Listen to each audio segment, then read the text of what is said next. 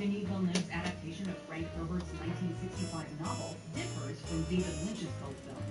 Keep in mind that there will be spoilers for both movies.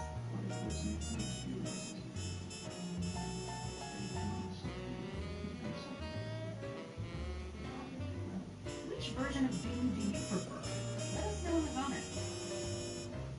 Number 10. We get to see more of Caladan. Let's see.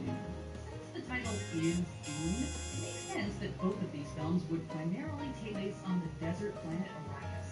However, the first act of Villeneuve's version dedicates more time to the Atreides homeworld Caladan. We are a house of Atreides. There is no call we do not answer. There is no faith that we betray.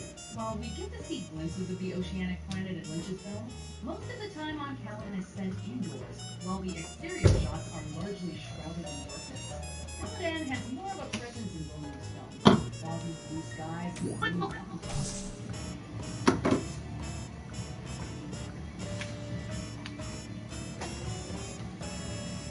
Villeneuve's shopping scene in Scotland is Norway, taking us to a locale that's familiar yet otherworldly.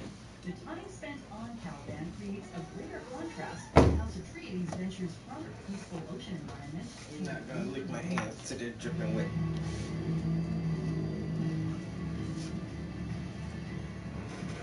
Number 9. Less voiceover exposition.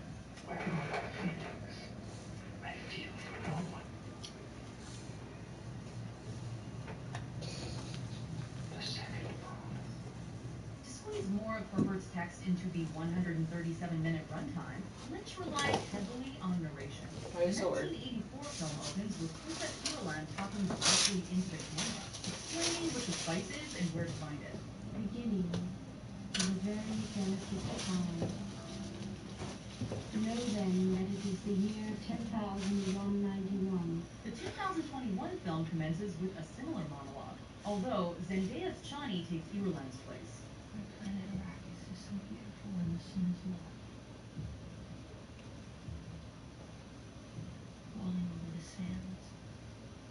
You can see spice in the air. Okay, that's Beyond enough. the opening narration, Villeneuve delivers exposition in a more organic fashion. Instead of constantly whispering inner monologues, information is naturally woven into conversations. Whenever the film starts to get exposition heavy, Villeneuve matches the dialogue with something visually interesting, helping the audience to follow the story. Villeneuve shows rather than tells, which makes for more effective world building. Number 8. Sandworms. Too soon. Let's call a big one. Again, it is the legend. They say a mother's love never ends. I believe that. I live that, and so has my daughter Maria. My name is Charlotte McLaughlin.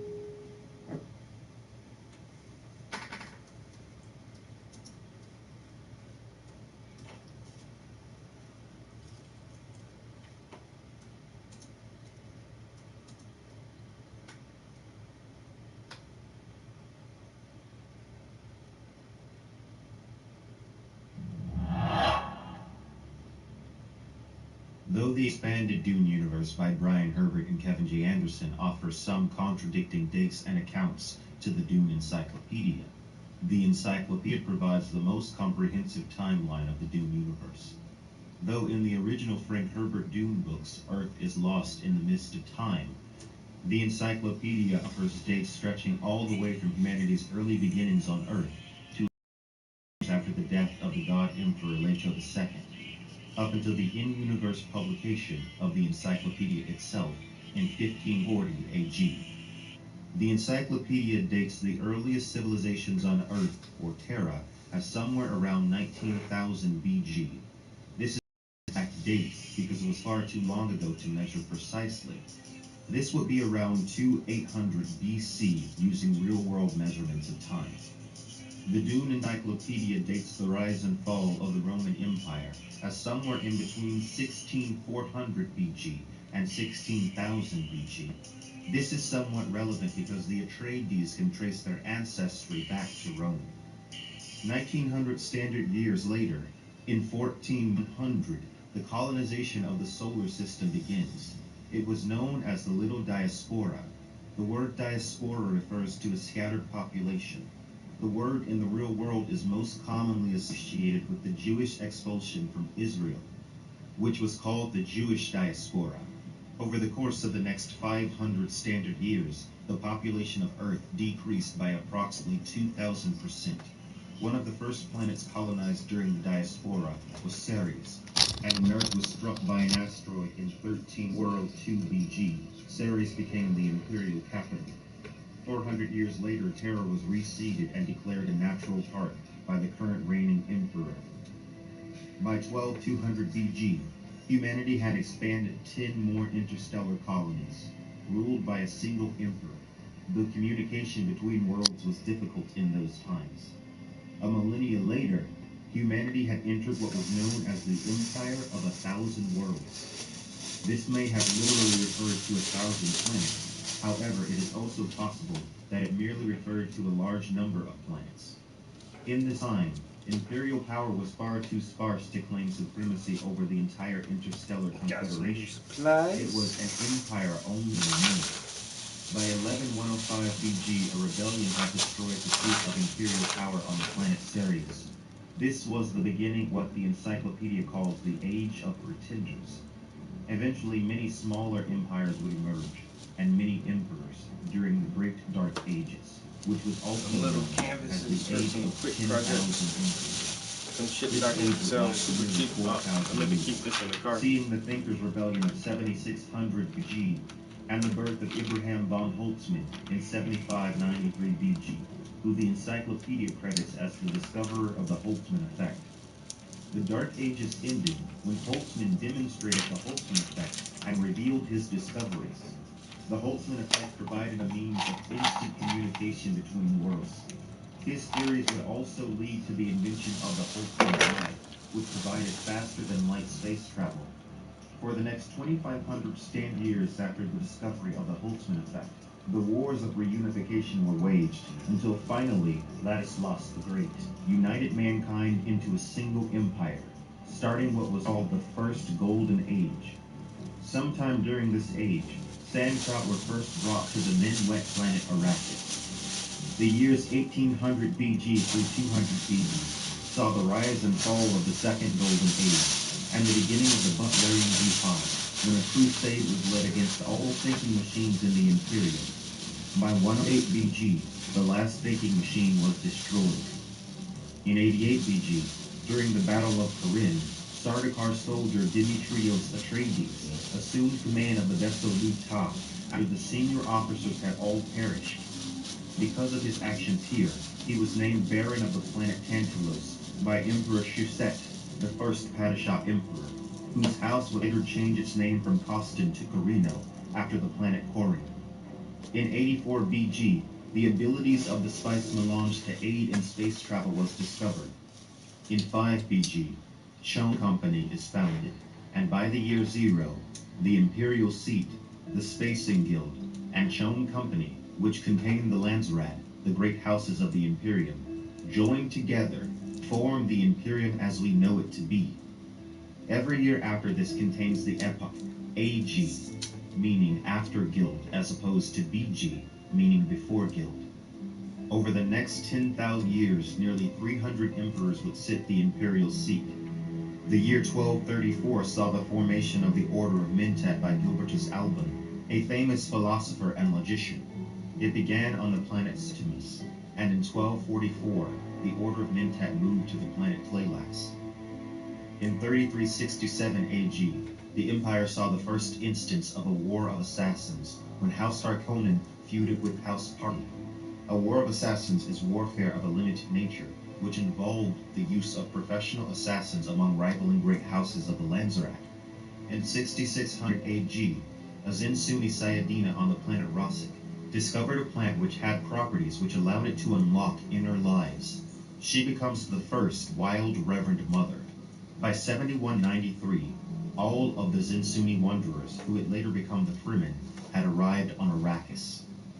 In 8677 AG, Paulus Atreides XVI moved his entire family from the planet Gallatin to the paradise world of Caladan, which was granted to the house by Emperor Elrond VIII.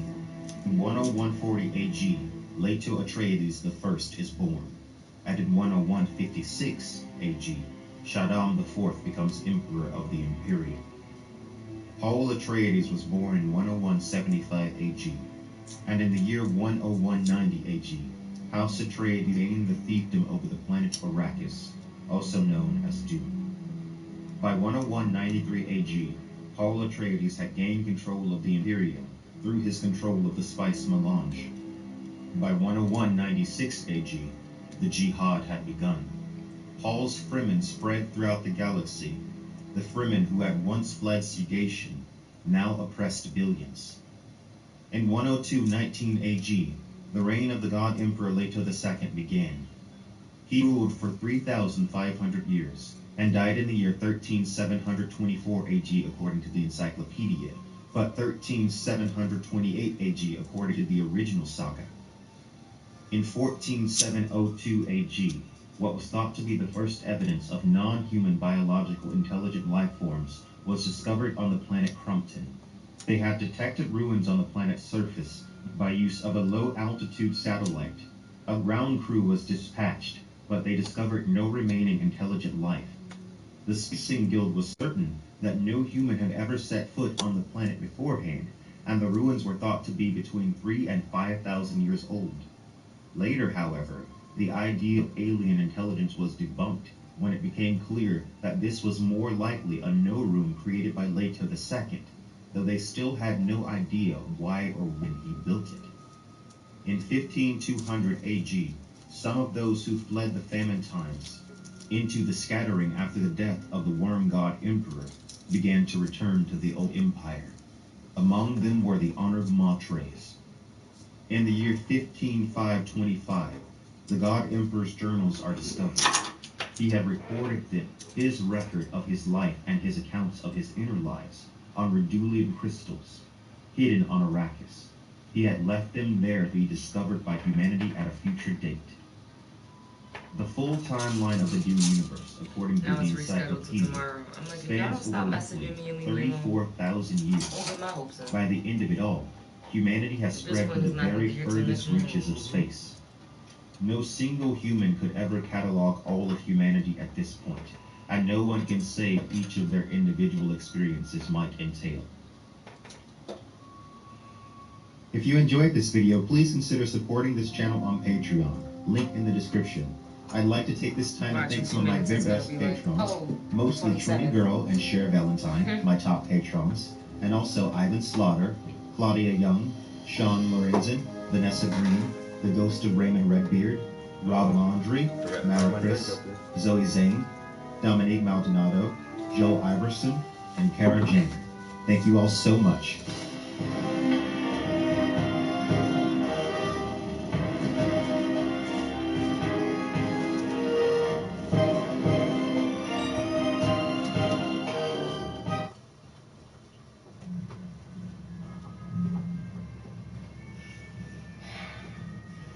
I'm Agent Mobius, by the way.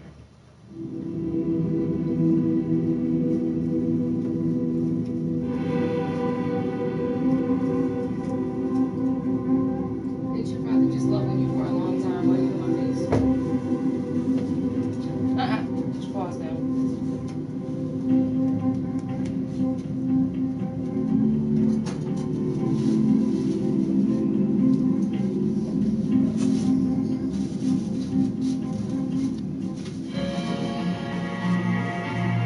Any sufficiently advanced technology is indistinguishable from magic.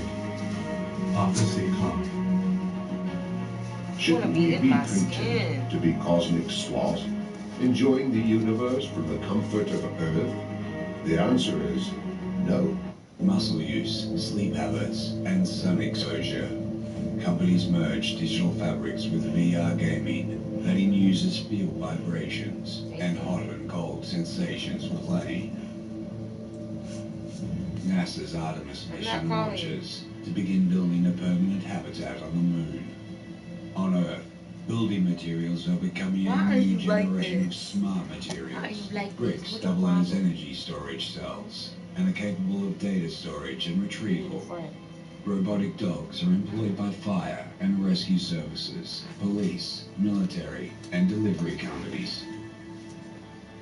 The first humans leave Earth for the Red Planet aboard a SpaceX Starship. The Mars astronauts use VR goggles to help keep them calm during the 7-month journey.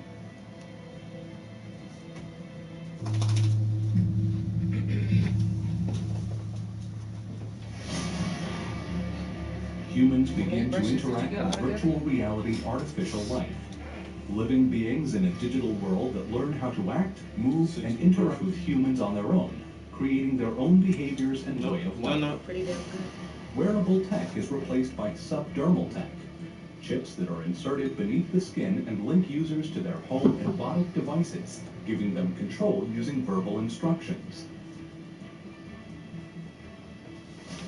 People with medical issues are using Neuralink chips to make them better. The chip is able to restore eyesight and help people who are paralyzed to walk again. United Nations, reducing the need for human interpreters and translators. Quantum computers are used in high-end medical engineering. They are able to quickly design new medicines, biodegradable plastics, and building materials. 5G networks carry control of transportation flow systems and self-driving networks to improve urban flow.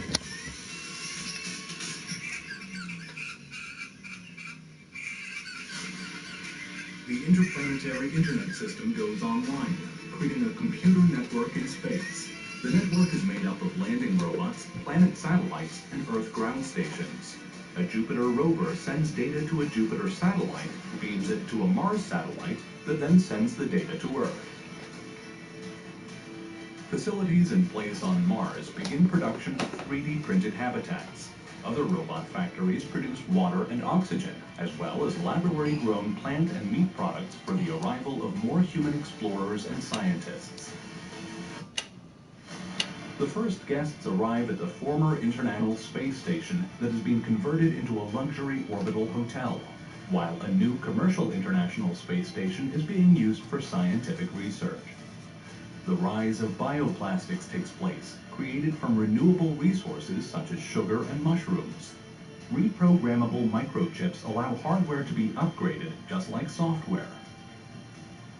Filming begins on the first Hollywood blockbuster that is filmed entirely off-world, using sets and locations in Earth's orbit and on the Moon.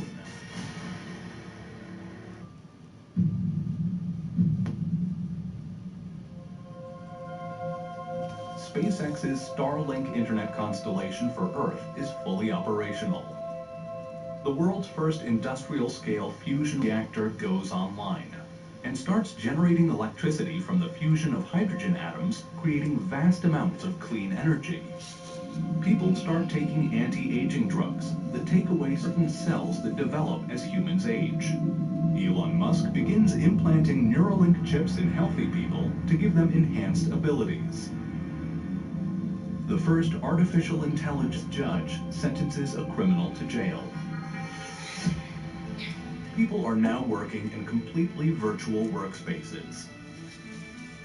Digital fabrics evolve into power assist fabrics, helping humans walk and gain back mobility in old age. They also give humans added strength and show users how to learn new physical skills. Smart tattoos are used with embedded personalized circuits that allow people to control the devices around them. 4D printing is being used to create new smart materials that are able to transform their structures in response to their environment, such as when exposed to heat or light. People are now living with 3D bioprinted artificial organs.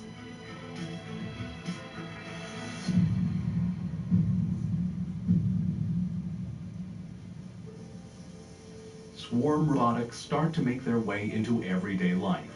Fleets of robots, such as small drones or robotic ants, communicate with each other and work together.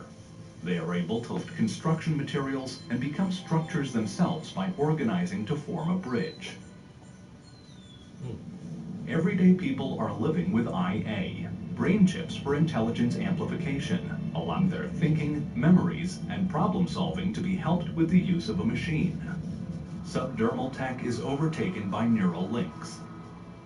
I am not a human verification systems are in place to keep humans out. Permanent Luna settlements. Humans are living on the moon in science research stations and transit hub facilities, acting as a link between Earth and Mars and the outer solar system. A space station constructed in orbit around the moon begins operations. Billions of people around the world tune in to watch the Bionic Olympics, where humans with robotic limbs compete. People are wearing self-cleaning fabrics that are woven with micrometals which break down dirt when exposed to sunlight.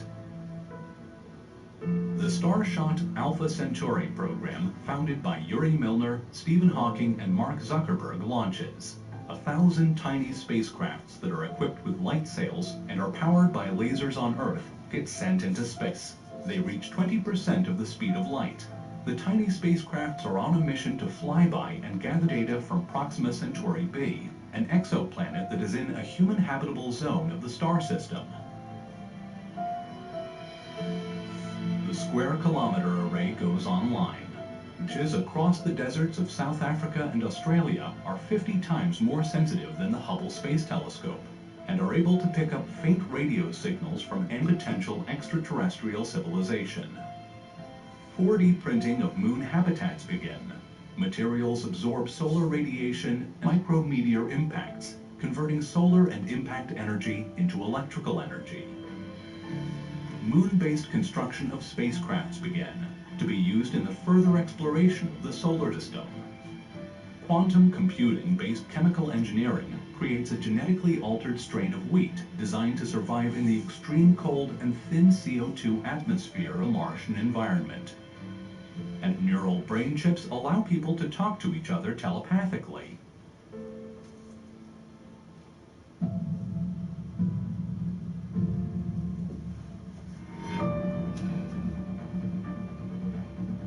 Humans record every event of their lives, from birth to death. Inner speech recording is possible. Hackers are able to plant artificial memories. Humans have sensors flowing through their bloodstream, monitoring their health. In robotics, police robot units accompany human police officers for patrols. The robot population surpasses the human population. Extinct animals are brought back to life. The first woolly mammoth is grown from DNA found in the preserved soft tissues of the long-dead beasts. Herds of mammoths and woolly rhinoceroses roam in a zoo of living fossils. Asteroid capture operations begin. Robots guided by artificial intelligence capture asteroids from the asteroid belt and maneuver them into the orbits of the Moon and Mars. The raw materials are delivered to Mars and the Moon to be converted into materials for further off-world habitat construction and space exploration crafts. Stem cells regenerate missing body parts, including teeth and limbs.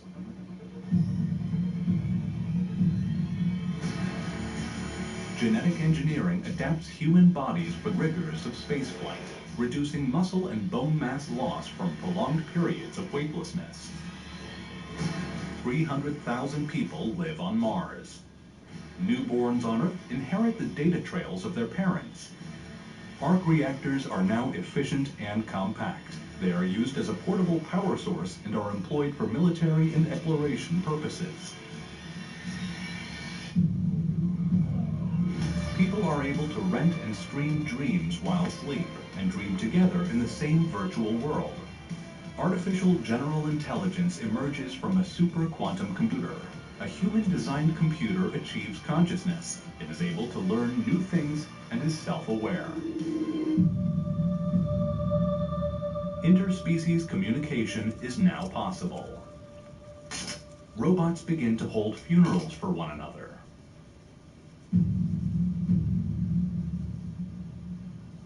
Artificial life forms are born. Quantum computers are able to design biological life forms from scratch, from redesigning bacteria that can consume plastics to creating designer humans.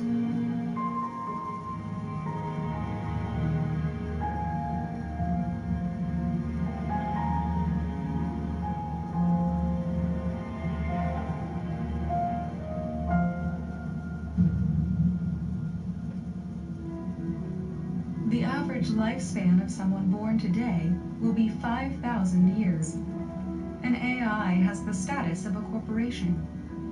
A global artificial intelligence manages a global Hyperloop transit system, removing the need for commercial flights. All Hyperloop vehicles are built with self-repairing smart materials. Basic molecular assemblers are in use, letting humans create any type of food with the push of a button. Humanity is well settled all around the solar system and is exploring the outer system. Robotic transit fleets transport materials across the solar system. NASA's Alcubierre warp drive goes live. In a vacuum of space, nothing can move faster than the speed of light, but negative energy is used to warp space-time. The space behind the spaceship expands, and the space in front contracts, causing a warp bubble, bending space-time around the spaceship and breaking the speed of light. Mars declares independence from Earth. Humanity is declared a Type 1 civilization. They know how, and need to use and store, all of the available energy on the planet. The Type 1 civilization controls the weather, the sea currents, the volcanoes, the earthquakes, and has terraforming technologies.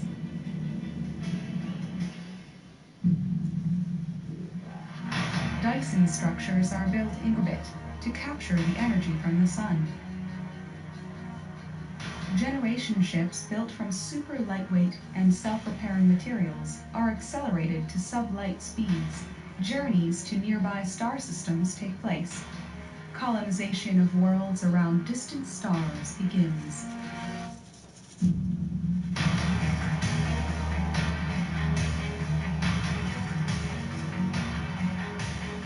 Orbital cycles of Earth create a new glacial ice age. Environmental engineering is employed to warm the planet and reduce glacier growth. Humans develop new colonies at new star systems and immediately begin asteroid mining and the construction of the Dyson structures to capture energy. Dyson structures now surround the sun and distant stars. Humanity achieve Type 2 status, the beginnings of the galactic civilization. As a Type 2 civilization, they are able to use and control the energy of its planetary system and can prevent the death of its own star by injecting fuel into it. Humankind's consciousness is downloaded into a quantum computer core. The Matryoshka brain, a supercomputer using multiple Dyson spheres, drives a simulation for humanity. Humanity is transferred into a simulation to live and travel much further in the galaxy. Swarms of tiny, lightweight robots enter distant star systems and begin construction of various facilities before the arrival of humanity. Human consciousness is transmitted as data to the new star system, where robot bodies are waiting to accept the human consciousness. Robotic bodies are exchanged for biological ones, designed and grown to be suitable for local planetary environments. Humanity is on course to become a Type 3 galactic scale civilization, needing to use all of the energy available in its galaxy, with technology so advanced that space-time is their playground. At this point, humanity meets another civilization of pure numerical spirits that have been waiting in a colder space outside of the universe.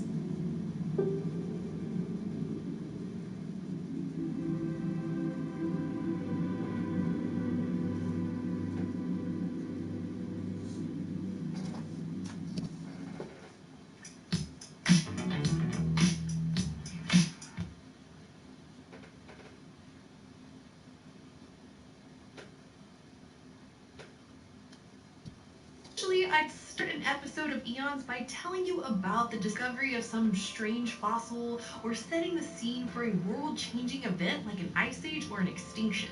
But today, I want to try something a little different. Instead of thinking about a story, I want you to stop and think about the thing I'm doing here. Right now, literally, that I'm standing here and I'm telling you a story. Because the evolution of our ability to speak is its own epic saga, and I think it's worth pausing to appreciate that. It's taken several million years to get to this moment where I can tell you about how it took several million years for us to get here. And yes, there are other animals alive today that communicate in sophisticated ways, like whales, elephants, and crows, just to name a few. Still, our vocal abilities as a species are pretty unique. They're part of what makes us human. From the anatomy of one particular bone in our throats and the proportions of our vocal tract to the morphology of our ears, paleoanthropologists are piecing together the puzzle of when and how this adaptation arose. And while speech itself doesn't fossilize, the fossil record of our ancestors and relatives can still give us important clues about the time when we first talked. Now, this story could start between 400 and 360 million years ago, when the first ancient tetrapods transitioned from life in the water to life on land, and evolved lungs and a movable tongue. Control both of these with precision is important for creating many different sounds that make up human speech. Or it could start between about 8 and 6 million years ago, when our lineage, the hominids, split off from the ancestors of our closest living relatives, chimpanzees and bonobos. While there's no question that they can communicate with vocalizations, gestures, and expressions, they can't speak like us, despite decades of effort to teach them how. And our earliest hominin relatives probably couldn't talk like us either, because the first piece of fossil evidence that can be used to reconstruct hominin vocalization comes from the skeleton of a juvenile Australopithecus afarensis dated to 3.3 million years ago. This special bone is called the hyoid. It's a U-shaped bone that sits in your neck just below the level of your jaw, and it doesn't connect to any other bone. Instead, it's held in place by muscles and ligaments. In humans, the hyoid is an important attachment point for the muscles of the tongue.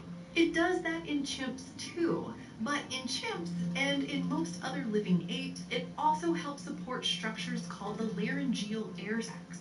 Now, we don't know exactly what these things do. Some researchers have suggested that they might help make vocalizations louder and help primate call for longer or more often without hyperventilating. But they also seem to introduce new, lower resonances to vocalizations and reduce differences between higher-pitched sounds, both of which would make human speech sounds harder to understand. And here's the thing, the hyoid of Australopithecus afarensis looked more like those of chimps and gorillas than it does like ours, which means that this hominin likely had air sacs attached to their hyoid. So her species probably couldn't speak like we do. And that one hyoid is the only one we have from any species of Australopithecine. The hyoid is a small, fragile bone, so it's one of the least well-known bones in the hominin fossil record. In fact, the next oldest hyoids we've ever found come from a site that's almost 3 million years younger. In that span of time, the Australopithecines disappeared, and our own genus, Homo, evolved, with some populations even making their way out of Africa to Asia and Europe.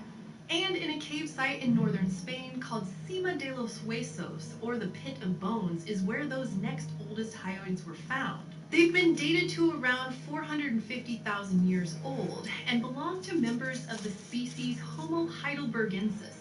This species may be the common ancestor of Neanderthals and our own species, Homo sapiens, or it might just be a close relative of both. And while both of the hyoids from this site are incomplete, what is preserved looks a lot more like our hyoid than the hyoid of Australopithecus afarensis or a chimp.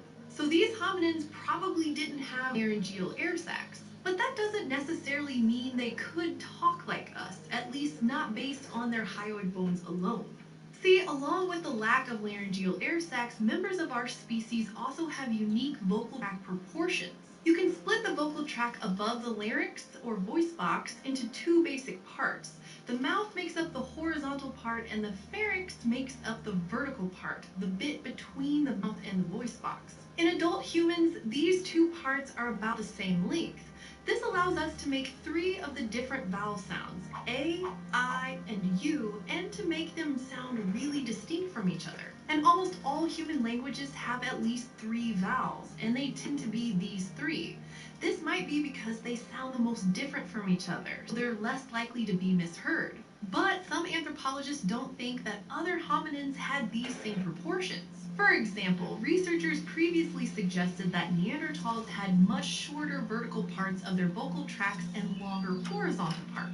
Human infants and chimpanzees also have short vertical segments of their vocal tracts and can't make those distinct vowel sounds as a result. But that fossil site in Spain can also give us clues about this piece of the puzzle, because there's one individual with a nearly complete skull and all 7 neck vertebrae that researchers have used to estimate the lengths of the 2 parts of the upper vocal tract. They found that the horizontal part was actually only a little bit shorter than the vertical part. This makes the fossil's proportions more like those of a 10-year-old human child than an adult. And 10-year-olds can still make these same distinct vowel sounds, meaning this almost 500,000-year-old hominin probably would have been able to do it too. Some of our more recent relatives also seem to have had vocal tract proportions similar to that individual. When anthropologists reconstructed the vocal tract length of one adult Neanderthal from France dated to between 50,000 and 70,000 years ago, they found that the horizontal section of his upper vocal tract was slightly shorter than the vertical section. So he too could probably make the full range of sounds found in human speech. And there's more anatomical evidence for speech in Neanderthals than just one reconstructed vocal tract. Bringing it back to the hyoid bone, we found 2 from these extinct relatives of ours. One is from another cave site in Spain and dates to around 43,000 years ago. It's incomplete, but was described as being almost indistinguishable from a modern human hyoid. The second is a little older, dating to around 60,000 years ago, and comes from a site in Israel called the Kabara Cave. It also looks a lot like our hyoid bones. The scientists who worked on this bone even CT scanned it to see if its internal structure was a match for a human hyoid. See, bone can actually change or remodel its microscopic architecture over time based on how it's being used. So if a Neanderthal was using muscles and ligaments that attach to its hyoid the same as we do, CT scans of our hyoids should look similar too. And they did, which means that both the outside and the inside of the hyoid of this Neanderthal suggests that he was capable of making human-like speech sounds. But being able to make human-like speech sounds is only half the story. The other half is being able to hear them. While paleoanthropologists haven't found many fossil hyoids, they have found a lot of skulls. These allow them to study things like the size and shape of the ear canals and sometimes even the tiny bones of the ear themselves, because they're contained within the temporal bones of the skull. And by comparing the fossils to the anatomy of living primates and humans, they can model the hearing ranges of our extinct relatives. Early hominins like Australopithecus africanus and Paranthropus robustus have some features of their ears that look more like ours than like a chimpanzee. For example, they have a slightly shorter and wider passage leading from the outside of the skull to the membrane of the eardrum. And they have a malleus, one of the bones of the middle ear that looks human-like. But the other 2 bones of the middle ear, the incus and the stapes, are more chimp-like in size and shape. And when their hearing abilities are modeled, they're not quite like ours or like those of a chimp. These early hominins seem to have been more sensitive to mid-range frequencies than modern humans or chimps are. More human-like ear anatomy and hearing abilities seem to originate in our genus Homo. Homo erectus fossils from Asia have some human-like features, and the hominins from Cima de los Huesos and the Neanderthals are even more similar in ear anatomy to Homo sapiens. The same hearing model used for the early hominins predicts that the later members of our genus probably had hearing abilities like ours. They lost a little bit of the mid-range frequency sensitivity seen in early hominins, but they expanded their range of maximum sensitivity to include higher frequencies. It's been suggested that greater sensitivity to those higher frequencies is important for hearing consonants, especially T, K, F, and S. And the use of consonants is a key feature that distinguishes human language from most animal communication. These changes in ear anatomy and hearing ability go along with the changes in the hyoid bone over time. Early hominins were more similar to our closest living relatives, and the members of our genus Homo are more similar to us. And by the time we get to the Cima de los Huesos hominins and the Neanderthals, we seem to have all the anatomy in place for distinct vowel and consonant sounds, which is pretty incredible. Now, we don't know if this means these ancient relatives had language. This is still a big topic of debate, and we don't have enough evidence to say either way. It might just come down to how we define language. But what we can say is that there's no anatomical reason they couldn't make or hear human-like speech sounds. And we know the Neanderthals were capable of very human-like behavior, like caring for injured members of their groups and using objects for personal ornamentation. So maybe they were storytellers too. As the only hominins left, it's up to us to piece together the puzzle of our ancestors' speech abilities and use our own to tell this evolutionary story.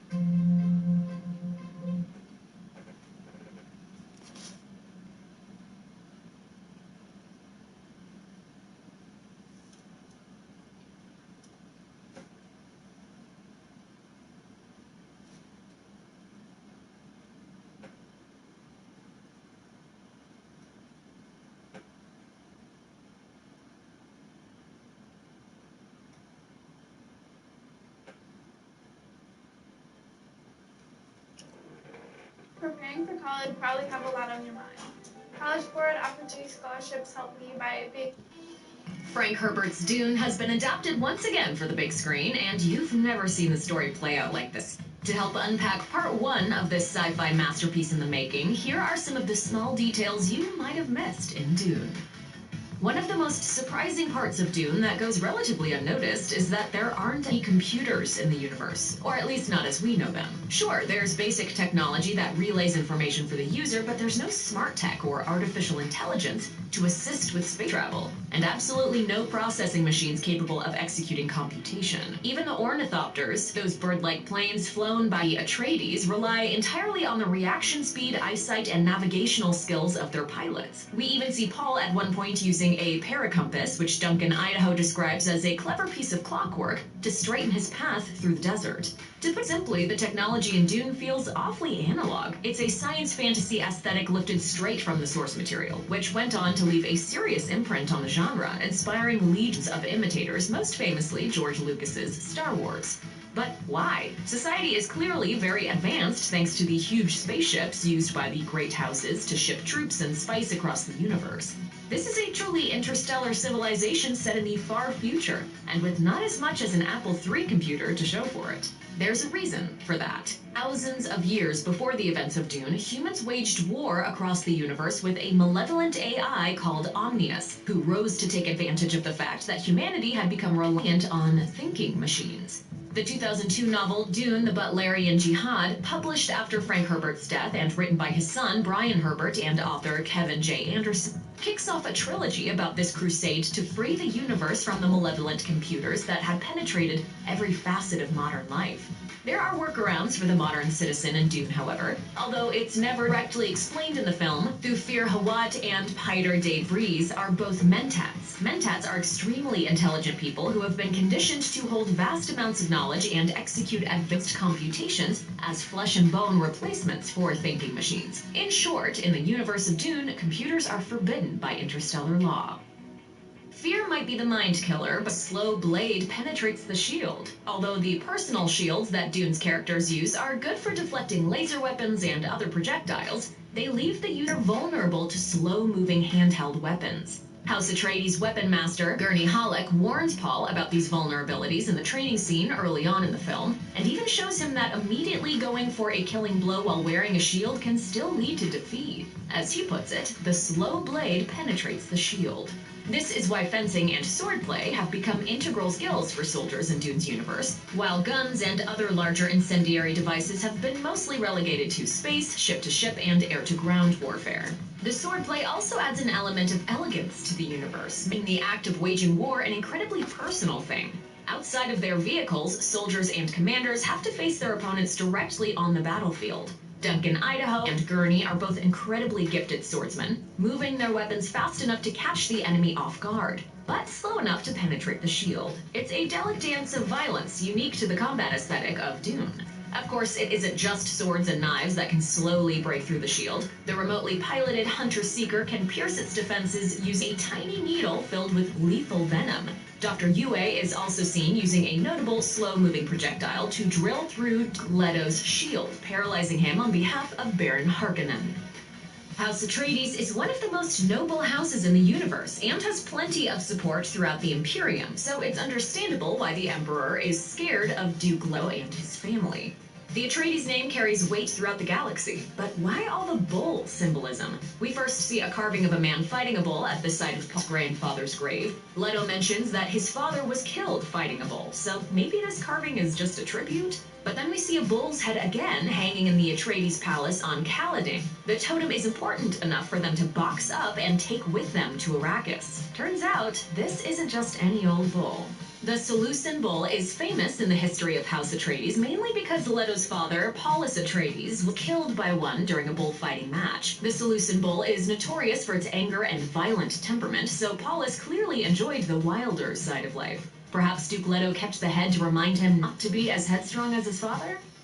Very early in the film, we're introduced to an aspect of Paul's character that really makes up the core of the story, though you might not realize it from part 1. While still on Caladan, Paul is beset by vivid dreams that seem to trouble his mother and attract the attentions of the Bene Gesserit. In these dreams, Paul sees war. He sees Arrakis, he sees the death of Atreides champion Duncan Idaho, he sees a girl in a still suit who looks a lot like Zendaya. As we know from the back half of the movie, all of these dreams come to pass, and Paul ultimately meets the Zendaya-looking Fremen girl named Chani. Do you often dream things that happen just as you dream them? Yes.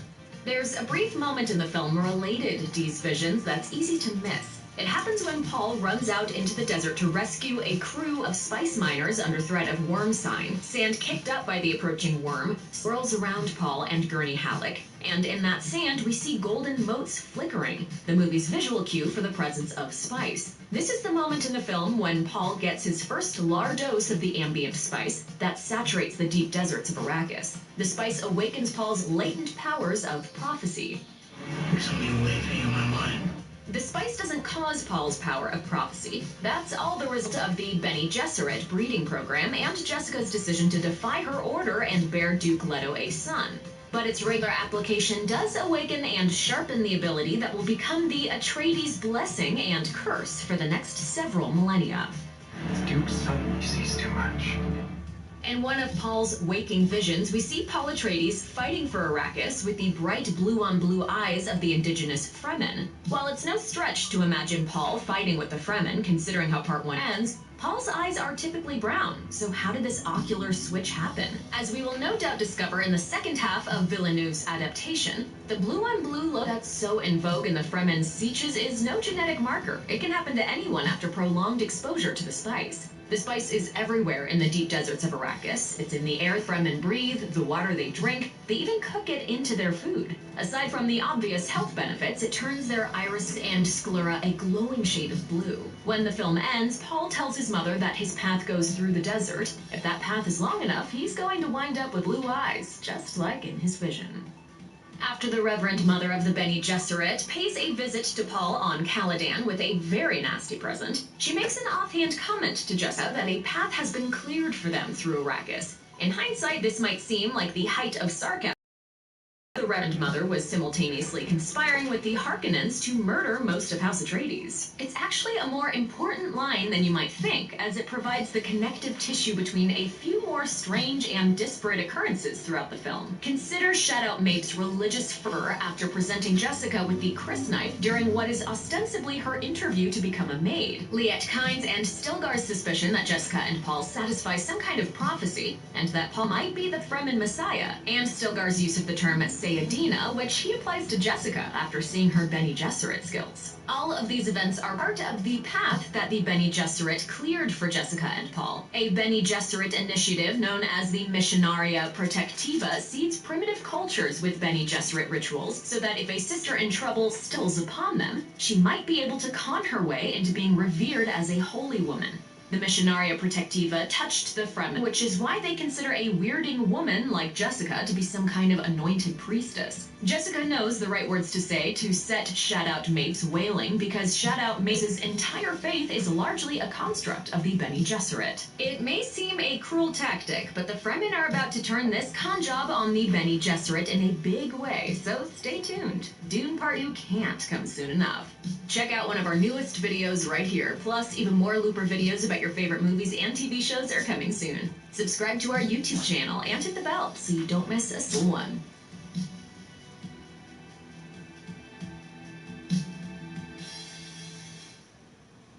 Finch, I believe in you. Do you think we'll make it? What we do, together. Finch, rated PG-13.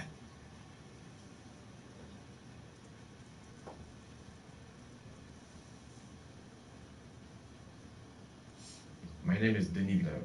I'm the director of Dune, and this is Built on the Sea. The test is simple. Remove your hand from the box, and you die. What's in the box? Pain. So this is a very iconic scene taken out of the book. Paul Atreides, the hero of the book, will go through some very specific test. In the book, he said that it's a test that is the designed pain was so excruciating. It was like human sticking your will hand directly overcome in the hot his coals. animal He's like, I can impulses. literally feel the flesh melting away from my bones. It's like, what the fuck, yo? But you can't fucking move your hand. I did love the idea to start a sci-fi movie in a library. I think it's that the counterpoint of it is kind of beautiful. Why a library? It says a lot of things about Dune's world. There's no computers in this world. In Dune's world, AI has been banned. There's no more artificial intelligence.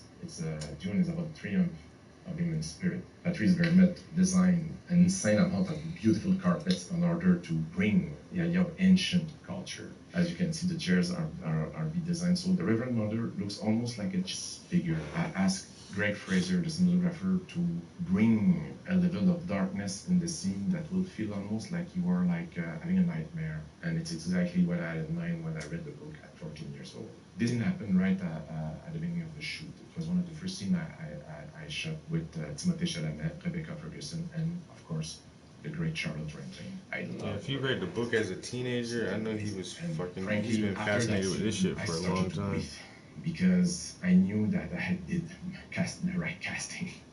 Leave us. You must do everything Reverend Mother does.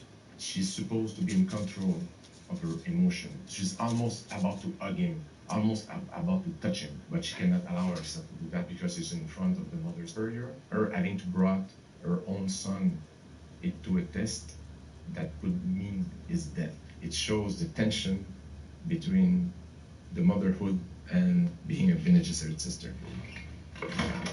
You dismiss my mother in her own house. Come here. Kneel. Here, several things are happening. The Bene Gesserit can use something called as the voice in order to control the other human's will. Meaning that here, the Reverend Mother, using this voice, can channel and go into the Paul Atreides subconscious and ask him to cross the room and kneel in front of her. I thought at the beginning that it could look silly if Timothée had to cross the room like a zombie. And it came into my mind to embrace right away from the beginning the point of view of the character and to fall into a very short period of time in some kind of micro coma, like a narcolepsy that will snap and he will just awaken in front of her. To create that feeling of narcolepsy, we thought that what could be interesting is to make very strong, powerful dollies, camera movement, at the same time switching off the lights of the room. I brought this idea in order to create that feeling of disorientation and vertigo. And as we are moving the camera, we are not touching the focus, so it means that the characters are diving into the focus zone of the image. And also, I must say, it's great editing. Joe cut it had to be very, very fast, so it's really like a blink. Will feel disorienting and destabilizing for the audience, like if they had been themselves victim of the book.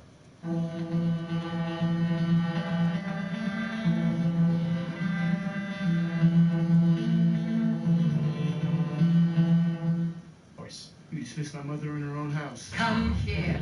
Kneel. The voice itself of the Reverend Mother, that what came with a lot of experiments. I was obsessed by the idea that when you use a voice, you should be channeling ancient voice inside yourself. I love the idea that you channel the voice of very ancient, powerful grandmothers. And maybe it says a lot of things about my own family background, but it's something that I thought was like very powerful and fresh idea. I think it's pretty meaningful. How dare you use the voice on me?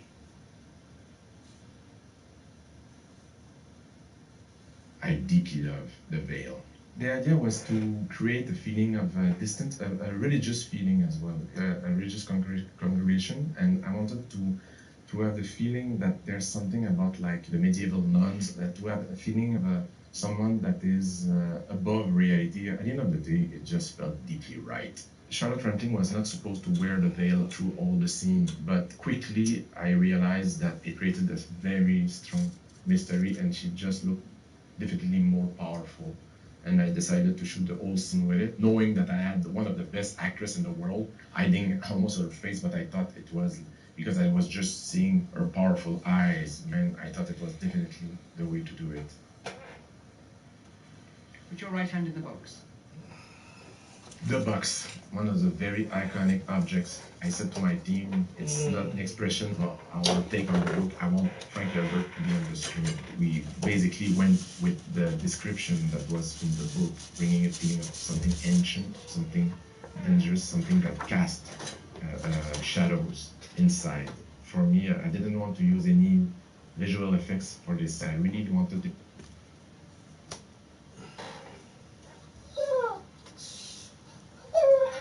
Stop and move. Move.